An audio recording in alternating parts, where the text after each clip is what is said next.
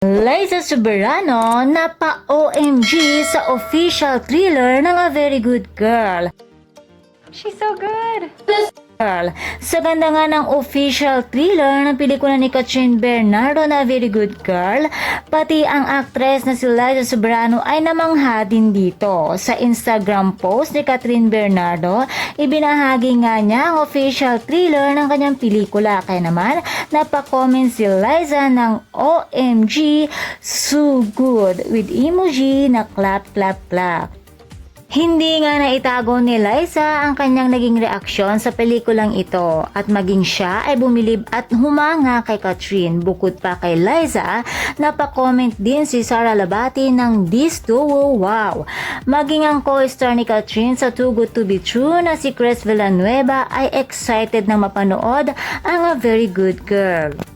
Pati si Kim P. De Leon ay nagalingan din kay Kathryn. Nagbigay din ng reaksyon ang kanyang kaibigan na si Julia Montes. Pati si Maymay Entrata ay nagbigay din ng suporta kay Kathryn. At maging ang kapuso actress na si Carla Abellana ay tila bumilib at nagandahan din sa trailer.